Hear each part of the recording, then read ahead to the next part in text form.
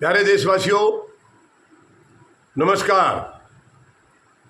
आज मैं आपके साथ चर्चा करना चाहूँगा एक बहुत ही गंभीर मुद्दे पर। बहुत ही गंभीर, आज की तारीख में शायद इससे भयंकर कोई मुद्दा नहीं है।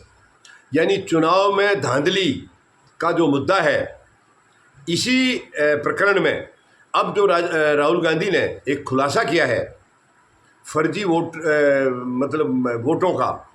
कर्नाटका की एक लोकसभा की एक विधानसभा सीट का 6 महीने तक जांच करा के उन्होंने जो खुलासा किया है, इसके बाद बीजेपी या चुनाव आयोग के पास क्या कुछ बचा है? कोई नैतिकता बची है क्या? इनके अंदर कोई जरा सी भी कोई ऐसी इंसानियत बची है कि ये खुल करके इसका या तो जवाब दे सकें या इसके ऊपर तुरंत एक्शन लेकर इसमें सुधार कर सकें? क्या ऐसी कोई नैतिकता बची है क्या? एक बहुत बड़ा सवाल है, ये बहुत बड़ा सवाल है। आपको मालूम है विधानसभा चुनाव से खास करके हरियाणा के बाद, हालांकि पहले जो राजस्थान, मध्य प्रदेश और छत्तीसगढ़ के चुनाव हुए थे उसमें भी गड़बड़ियों की बातें उठी थी कि वहाँ पर कांग्रेस जीतने के चांस थे, उसके पूरे जो आसार जो नज़र आ रहे थे, लेकिन कांग्रेस बुरी तरह से पछड़ गई और बीजेपी जीत गई, तो वहीं से उठ रहे थे। लेकिन उसके बाद हरियाणा के जो विधानसभा चुनाव हुए उसमें ये मुद्दा गंभीरता से उठा है कि वोटों में साजिश की गई है। फिर महाराष्ट्र में चुनाव हुए उसमें और गंभीरता से उठा है, और उसके अंदर तो राहुल गांधी ने पूरी तरह से एक छानबीन करके ये दी थी। यानी कि जो महाराष्ट्र में लोकसभा चुनाव हुए मई में, अप्रैल मई, और उसके बाद अक्टूबर नवंबर में विधानसभा के हुए, इस 5 महीने के दौरान मतदाताओं की संख्या इतनी ज़बरदस्त बढ़ी जो पिछले 10 सालों में नहीं बढ़ी, वो 5 महीने में बढ़ गई। तो तब से राहुल गांधी बता रहे थे, और जो सीटें इनको पूरी तरह से जीतनी थी वो सब हार गए। और लोकसभा का चुनाव इतनी अच्छी तरह से इन्होंने जीता था इंडिया गठबंधन ने, और विधानसभा चुनाव में धज्जियाँ उड़ गई पूरी। आप देखिए 288 सीटों में से 234 बीजेपी ले गई है, बीजेपी और उनके अलायंस। ये क्लियर कट उस वक्त राहुल गांधी ने बोला था इसमें हेराफेरी की गई है। उन्होंने पूरे दस्तावेज वहाँ के भी दिए थे कि इतने मतदाता कैसे बढ़ गए। लेकिन इसके बाद एक जो लोकसभा सीट कर्नाटका की है, राहुल गांधी ने ये मुद्दा उठाया था कि मैं इसकी जांच कराऊंगा, और एक विधानसभा सीट, एक लोकसभा सीट के नीचे जितनी विधानसभा आती है उनमें से केवल एक विधानसभा को जांच करने में उनको करीब 6 महीने का समय लग गया है, महादेवपुरा विधानसभा। और 6 महीने के बाद उनको मिला है 1,250 वोट धांधली का सबूत, ये सबूत मिला है। तो अब क्या बीजेपी के पास और चुनाव आयोग के पास कुछ भी बचा है कहने के लिए? क्या ये अपना चेहरा बचा पाएंगे या चेहरे को छुपाने की कई जगह ढूंढ रहे हैं? ये शुरू से कहते आ रहे हैं, राहुल गांधी फालतू की बात करते हैं या कोई भी विपक्ष का नेता खाम खा के झूठे आरोप लगा रहे हैं। यही बयान हमेशा चुनाव आयोग का आता था और यही बीजेपी का आता था या केंद्र सरकार का आता था, कभी मानते नहीं थे। लेकिन अब तो राहुल गांधी ने पूरे सबूत दे दिए हैं, और सबूत कोई अपनी तरफ से अलग से नहीं दिए हैं, इन्हीं की वोटर लिस्ट में, दस्तावेज में हेराफेरी राहुल गांधी ने पकड़ी है। तो अब क्या कोई नैतिकता नाम की कोई चीज़ बची है?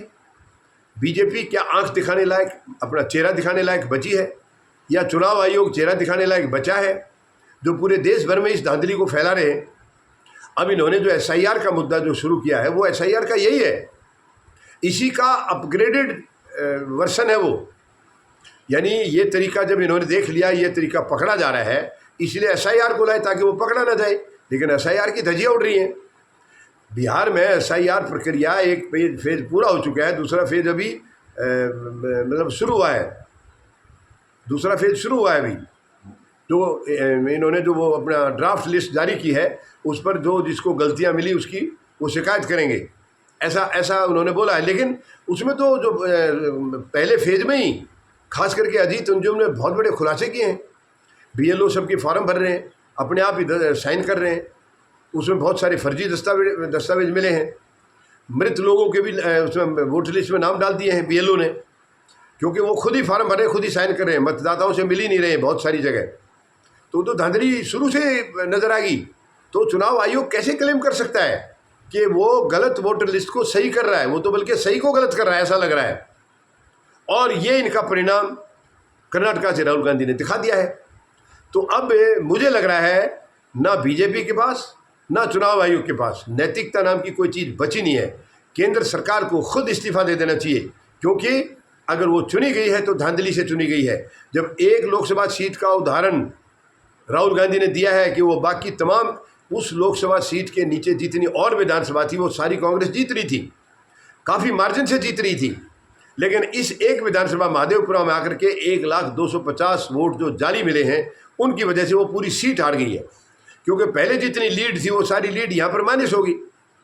तो इस किस्म की अगर पूरे देश में हुआ या आधी सीटों में हुआ या आधी से आधी में भी हुआ, राहुल गांधी तो कह रहे 70 से 80 सीटों में, 70 से 100 सीटों में ये घपला है, मगर वो ये भी कह रहे हैं कि 15 सीटें कम से कम और 15 सीट बीजेपी की नहीं आती तो सरकार नहीं बन सकती थी।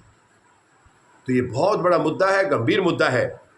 और क्या सच में ये चेहरा दिखाने लायक हैं? चुनाव आयोग और बीजेपी चेहरा दिखाने के लायक हैं कि इतनी बड़ी मिली भगत? ये तो समझते थे किसी को पता ही नहीं लगेगा। राहुल गांधी ने पूरे लिखित में सामने दस्तावेज, इन्हीं के दस्तावेज में कमियां निकाल करके दिखा दिया है, और वो राहुल गांधी पर ही हमले कर रहे हैं अपनी गलती मानने की बजाय। तो ये बिल्कुल शर्मनाक है, बहुत ही दुखद है। और मैं यही देख रहा हूँ कि क्या बीजेपी या चुनाव आयोग अपने चेहरे को छिपाएंगे या इस सच्चाई को कबूल करके एक इंसानियत दिखाएंगे कि हाँ, जाने अनजाने में हमने गलतियाँ की हैं, अब हम सुधार करेंगे। क्या कोई ऐसा बयान आएगा? उम्मीद कम है, उम्मीद कम है, क्योंकि सोच समझ करके साजिश की गई है।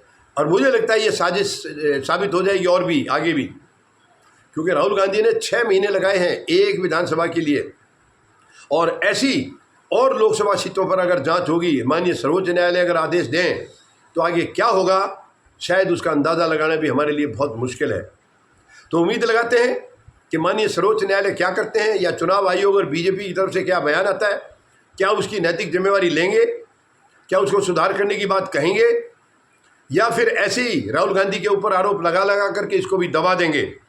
देखना है ये, क्योंकि अब तक ना बीजेपी के खिलाफ ना चुनाव आयोग के खिलाफ कोई भी एक्शन माननीय सर्वोच्च न्यायालय की तरफ से भी नहीं हुआ है। ये सच में चिंता का विषय है। अब देखते हैं बीजेपी या चुनाव आयोग क्या और अगले 1-2 दिन में अपनी नैतिक जिम्मेवारी समझेंगे और इसमें इस गलती को कबूल करेंगे और सुधारने का वायदा करेंगे। हमें इंतज़ार करना होगा और आने वाले 1-2 दिन तक देखते हैं क्या इनकी आत्मा जागती है या आत्मा इनकी दोनों की मर चुकी है। ये अगले 1-2 दिन में हमें थोड़ा बहुत अंदाज़ा जरूर लग जाएगा। धन्यवाद। जय जवान, जय किसान, जय हिंद।